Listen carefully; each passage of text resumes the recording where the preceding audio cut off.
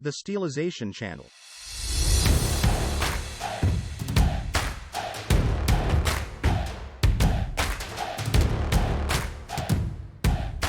Let's check out the NBA standings. Over to you, Mr. Personality. Woohoo!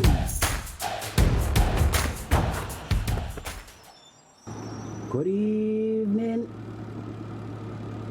I like to say good night. I want to say good afternoon and good morning to each and everybody throughout the globe, everybody watching, everybody listening. This is the Steelization Channel.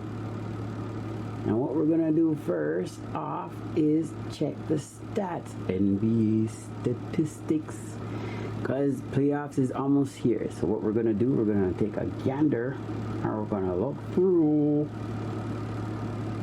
NBA standings and what's going on. Let's start off with the Eastern standings. How about that? Check it out. Let's check it out. Okay, no surprise here. Celtics are first, 57 wins, 16 losses. Percentage of wins is 78.1%. Oh, look at that. They've only lost 3 games at home. And they should be the favorites. They should be the favorites when they get into the playoffs. So that simply means that they should have home court advantage. Alright. Okay then. Second up is the Bucks. At 46 wins, 27 losses, 9 behind the Celtics. Looks like Celtics are gone through clear. But what do I think about that? Adjust. Yep. I think they're going to make it to the finals, but I think they're going to have a little bit of difficulty. That's what I think. I think it's going to be something like what happened last year. I think they have all the pieces, but I don't think they have what it takes to win the whole thing. You know? Like, maybe they might disappear in the playoffs like they did last time. Okay. Next up is the Cavaliers. Without going into any controversy, they're at a 60%, 60.8% win percentage. 45 wins, 29 losses, 2 under the Bucks. Very interesting. They're tied with the New York Knicks. Very interesting. Not really tied. New York Knicks is 44 wins, 29 losses. Same loss amount as the Cavaliers, but the Cavaliers played one game up. Very interesting. Yes. The Bucks, do I think if the Bucks have what it takes to win, they might be in the finals, actually, to be honest. Right? I can see the Bucks being in the finals because you got the Lillard, but I'm a little concerned how Giannis missed those 2 free throws the other day, and they're on a 2-game losing streak, so Cavaliers can actually take second.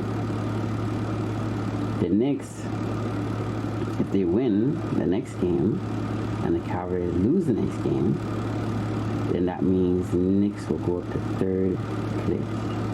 Interesting. Then you got Orlando Magic in the 5th spot. 42 wins, 31 losses. 2 games behind the Knicks and Cavaliers. They're on a 3-game losing streak. Then you have the Pacers, where Siakam, because you know we're Toronto fans in Canada. Siakam's gone to the Pacers. Hibbert with those threes. You have this other dude that can hit threes. Like he has the highest percentage of threes. In the entire NBA. So let's see here. That's 42 and 33. Magic is 42 and 31. So then that means that they're 2 games behind, right? Magic is 2 games behind, so that's and they're doing pretty good. Which is like, you know, even them being in 5th spot is a surprise, but they have good players. Pacers, they can go up or down. Why do I say that? Because they have the potential, but what it is that for some reason, like, Siakam's playing good, but it doesn't seem like it's the same as before he was traded. You know what I mean? Because before he was traded, it seems as though Pacers are really hot. Then when Siakam got there, even though Hibbert was he was hurt or what have you, you know, they're playing good. But when Hibbert came back and the whole team, when they're playing, like, I don't know, it's not working as it was before, the way I see it. And surely we can go into the proof and such like that and go through the history of the games and that sort of thing, but I'm not going to do that. Right? Then you have Miami Heat. Very interesting with that Rozier trade. Oh, look at that. Who's underneath the Heat? 76ers. Very interesting with that Rozier trade. Lowry's on the 76ers. So Heat is at a 40 wins, 33 losses, where the Pacers are at 42 wins, 33 losses. That means, you know, Heat has 2 games to go to catch up to the Pacers in terms of games played. Very interesting. Then you have 39-35. 39-35 means, well, 76 is actually 1 game ahead of the Heat in terms of overall games left. Look at that. Interesting. Why is that interesting? Because the Heat has more games to play than the 76ers. So then if the Heat wins more games, then you can see them rise in the ranking. However, I don't see that being the case, right? And I'm going to tell you the reason why. The games that, like, since the trade, the Rozier trade, I believe they've only won a few games. And those games were like handout games. You know what I mean? Like, they should be winning those games, like, completely. But the chemistry is not straight the way I see it. When Bam came back from injury, he doesn't seem like he's the same. He looks like he's getting better, but he doesn't seem to be the same. Look how interesting this one is.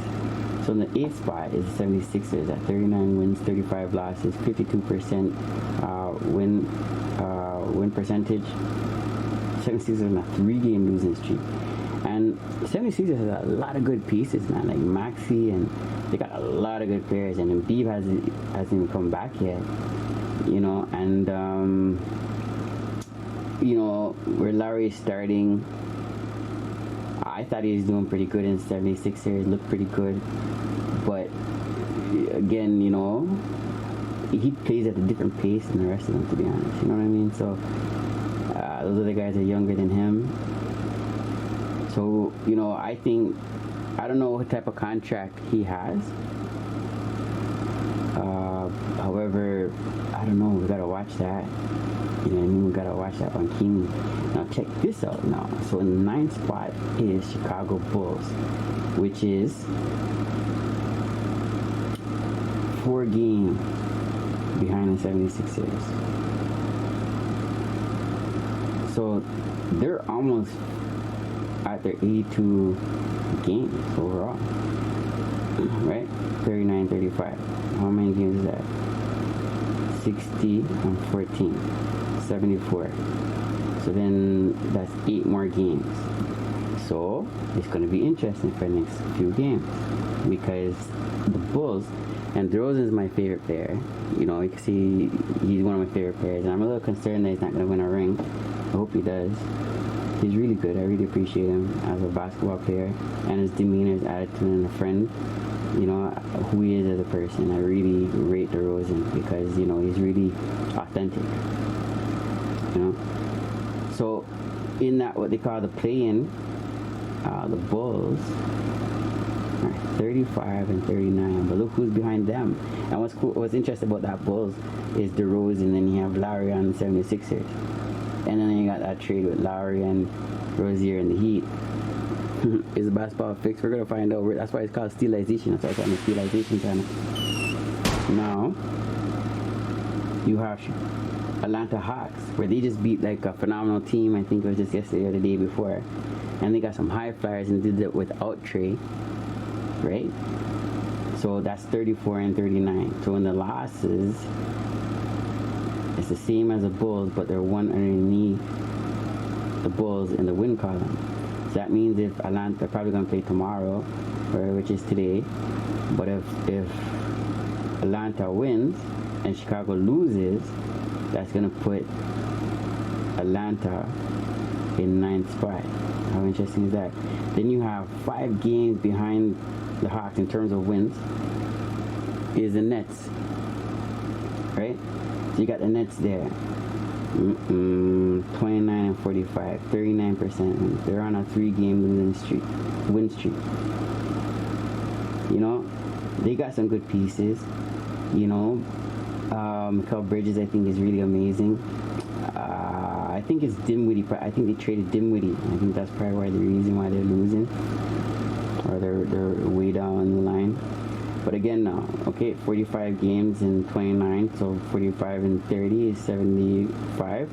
Take away 174. So then you have 8 games left for the Nets as well. So they can get in as well. Then you got the Raptors, right? Because when you look back at the top here, you have the Celtics on a 2-game losing streak, Bucks on 2-game losing streak. That shouldn't stay like that. Knicks lost that one. Orlando amazingly 3 games losing streak, and they're in 5th position. So that says a lot, because the Magic, it's surprising to me, but they're really good, right? But they're on a 3-game losing streak and it's still ranked 5th. So that says a lot. At 57% wins, 42-31. So how interesting is that? Then we have the Raptors. Let's go Raptors.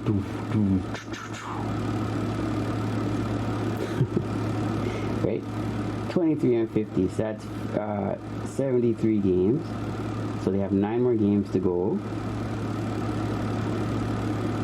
12-game losing streak. Look at that. Wow. As soon as Barnes came out, whoop, that's it. That brought the Raptors right back down to dinosaur land, because what I'm saying is it's ancient time now. I'll tell you, like Damon Stoudemire, you can probably find him there on the bench somewhere. You know what I mean? Because that's crazy. 12-game losing streak. Who started off the season that way again? I think it was the Knicks, wasn't it? Who was a team that lost all those games in the beginning? We had to find their rhythm, and then they started winning after a while. Even the Lakers, we'll see that in the Western Conference. But they're 23 and 50, and then they still got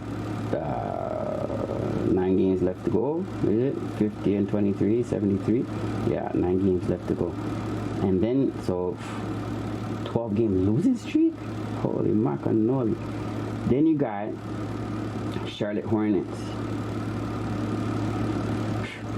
Too bad, man. I like LaMelo Ball. I think he's an exciting player, man. It's an exciting team with the Hornets, and I don't think they're on a losing streak because of Rozier, even though it seems that it's like that.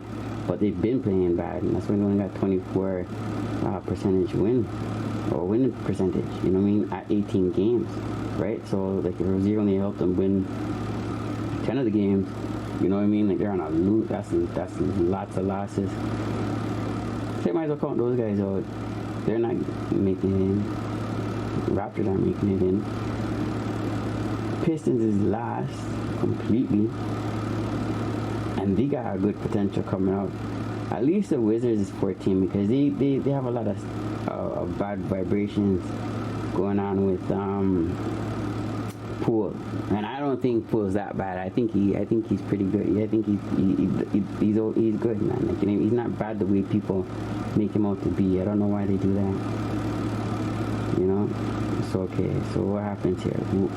Nobody clinched conference. So basically, okay. So let's go to the Western Conference, which is much more interesting, much more competitive, you know, and especially like in the last couple of years. That's why I'm going to be doing this from here on throughout the playoffs, because these games are, these like the win-loss percentage between the teams are very, very, very, very, very, very close. It was much more closer last year as I take a glance here.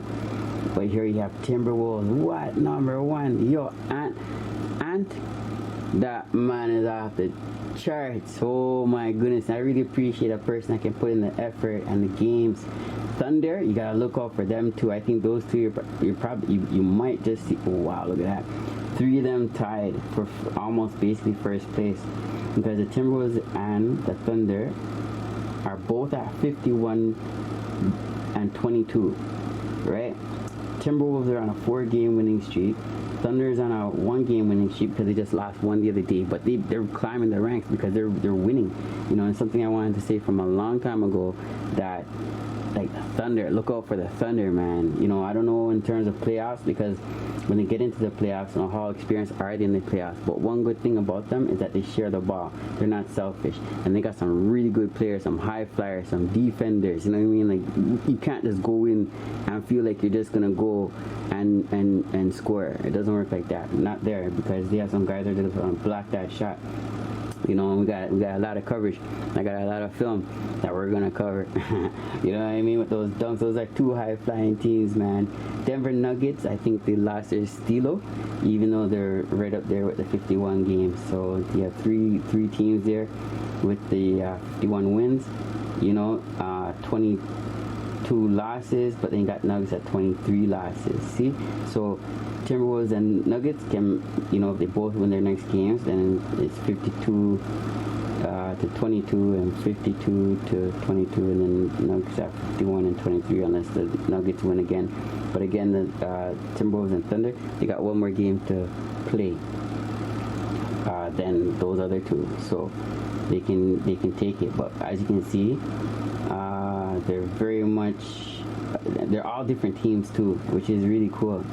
You know, they're all different teams, and they all have the same type of win percentage. So in the terms of playoffs coming up, we've got to look at this one in the Western Conference as a super duper interesting thing. You know what I mean? Super duper interesting. Then you got the Nuggets. Okay, yeah, we talked about the Nuggets at 51 and 23. I don't think they're gonna repeat. You know, the Joker's really good. I don't see him being as good as he was last year. The way I, in my opinion, you know, and I think the reason why they're losing is because they traded one of their key components. You know, if they probably kept their team together, then they probably would have, you know, much more strength. You know what I mean? Like their win-loss percentage would be probably higher. You know, the Clippers, which is very, very, very intriguing in the Western Conference. That's how competitive this is, you know, this conference in itself. But see, they're like 5 games behind. It could be more, right? But I'm not counting the whole thing, right? Well, 45 and 25 is 70, right? 45 and 25 is 70 plus 3, so that's 73 games. So then they have 7, 8, 9 games left, and then that's 5 games under the Nuggets in terms of 51, or 5 games, and they're all of them at 51. And so if per chance those top 3 lose the next 5 games, and just by chance Clippers wins the next 5 games, they're going to be up to number 1. However, I find that to be so ironic, because when Westbrook came out, they're losing badly. According to the games that I'm seeing Clippers losing a lot, you know, and here they are at number 4. So maybe not everything is the way it seems. You can't believe everything you see, you know. Some people call it the Mandela effect. Maybe this is the Mandela effect. Then you got Pelicans, high-flying Showtime team again. 45 wins, 28 losses, right? 45 wins,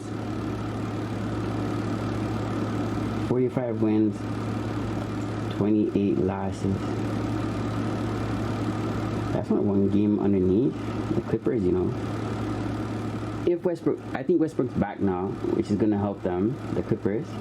You know, because what's happening, and those other guys, you gotta owe Westbrook a big apology, because as you can see, that Westbrook, like, he makes a huge difference with these Clippers. You know, so you're talking Westbrook, you know, beyond Harden, beyond, you know, what's his name again?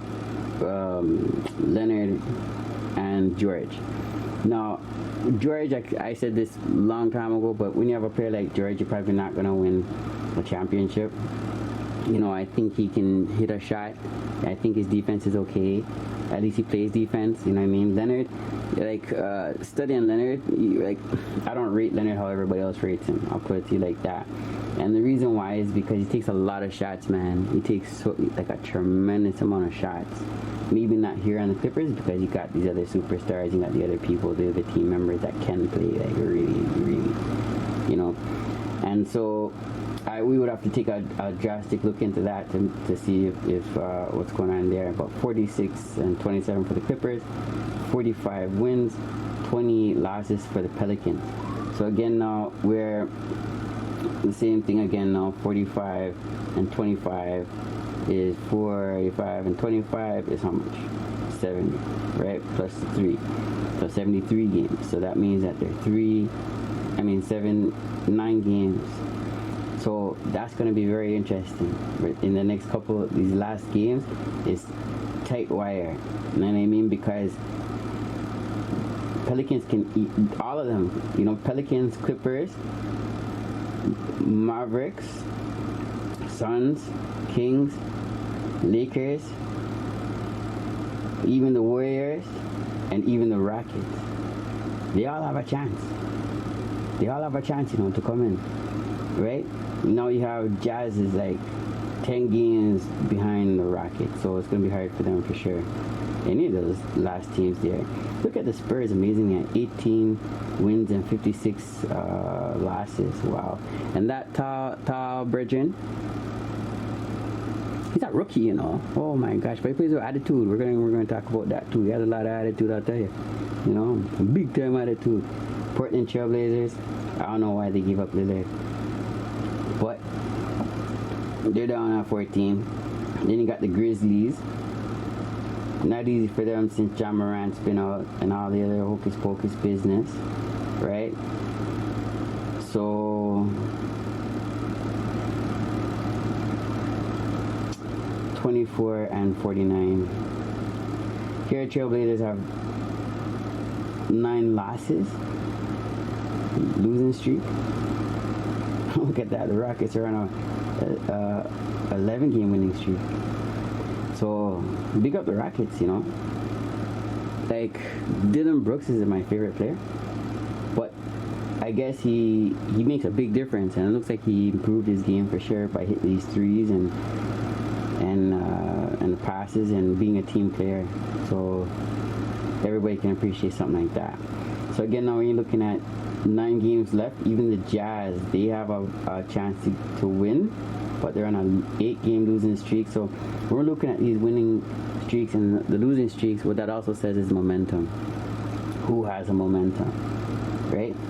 So out of all of them, Rockets have the most momentum because they're on a 11-game winning streak, and there's only 15 teams, but that's only in the West. So they play West and they also play East. So that doesn't really say. What it says is that they're on an 11-game winning streak, and that's a lie. So that means they have a momentum going in. They have 35 and 35 is 70, right? Plus the 3, 73. So they have 9 games left to go again. You know, so if they even win 5 or 7 more of those, they're going right up into number 7. You know, but let's be fair and let's go through this standing accordingly. Okay, because the Mavericks, we can't not look at the Mavericks, right? Because the Mavericks is an interesting team. They're ranked at number 6 and they're at 44 and 29. And like I said, with these next 1, 2, 3, 4, 5 teams, it can all go up and down. They can all shift, right? So for example, if the Lakers win the next 9 games, they're on, right? If they win the next 9 games and they're at 50, that'll put them right up there. Because look, Clippers ain't at 50 yet, and then it depends on how many games. So it's going to be very, very interesting. So this is just like it was in the past 2-3 years, where it's pretty close and congested. But I think in the past years, it was even closer. You know, so the Mavericks with Kyrie Irving, you know, I think he's really amazing, and Doncic, you know, I think with him he's good, but he takes a lot of shots as well, and he pretty much is like he hogs a little bit, you know. So I think that the chemistry, they're still missing something over there, and I think it's a combative thing between the two, just like with the Suns. I mean, the Suns, I thought they're in much more worse trouble than what's going on now. I mean, I would never think that they'd be at rank 7th, you know, and the reason why, you know, they trade away so many players, you know, for KD. And KD is not a bona fide player. Like, he's not the kind of player that's like, okay, well, give it to him at the end of the game.